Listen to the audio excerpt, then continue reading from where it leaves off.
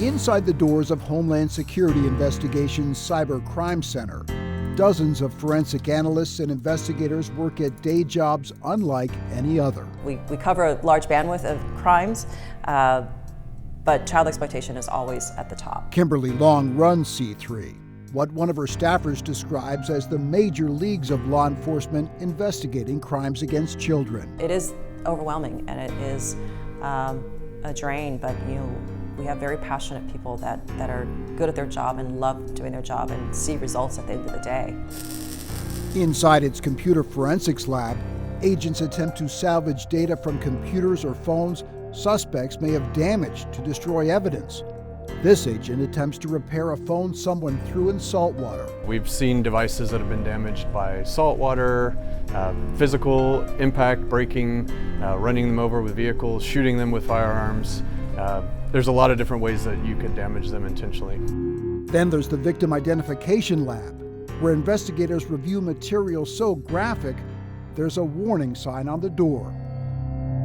We're doing like the worst cases, the more complex cases at headquarters. Tim Kottman runs the Child Exploitation Investigations Unit. I had a case where someone, the offender, he posed as sometimes as a child, sometimes as a model, occasionally as a modeling agent, and would solicit images from children. And then once he had a compromising image, he would turn it into extortion. And he'd be like, if you don't send me more images or this type of image or this type of video, I'm going to share what you've already sent me with your parents and your friends. It's hard to believe that somebody would do something so awful and evil to a child. Stephen Ruther was working as a detective in Port St. Lucie, Florida, when he helped solve a case involving the sexual assault of a girl under 10 years old. A life-changing case, Ruther says, that put him on a path to C3, where he runs the Victim Identification Lab. Monday through Friday, 8 to 5, consists of having to go through a child's worst day and do everything that we can to try to rescue them. Using computers equipped with advanced graphics packages, analysts scour images from corner to corner, looking for the smallest clue that may help them locate young victims. Is there a day goes by that your team isn't looking at child sexual abuse material? No, it's every day. What type of a toll does that exact on them? We have to have the right person for that job. Obviously, viewing the material is a stressor like no other. Last year alone, C3 helped rescue nearly 1,500 children and arrest nearly 5,000 suspects.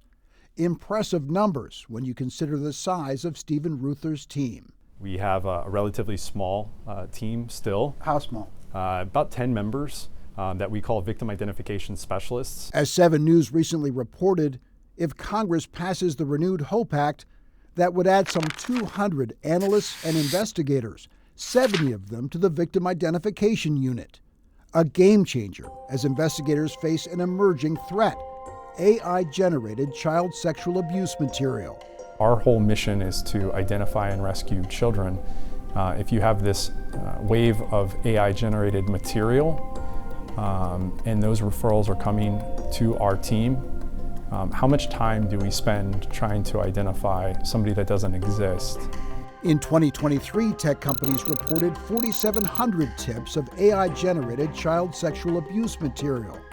Last year, that number exploded to 1.5 million.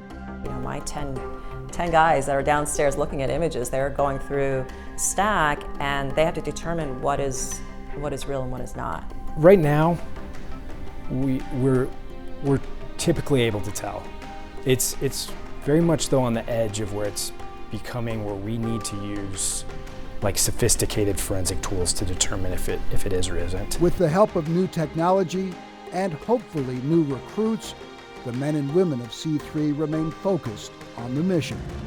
How gratifying is it when you've rescued a child? There's nothing like it. It is the absolute most rewarding thing that I think that we can experience.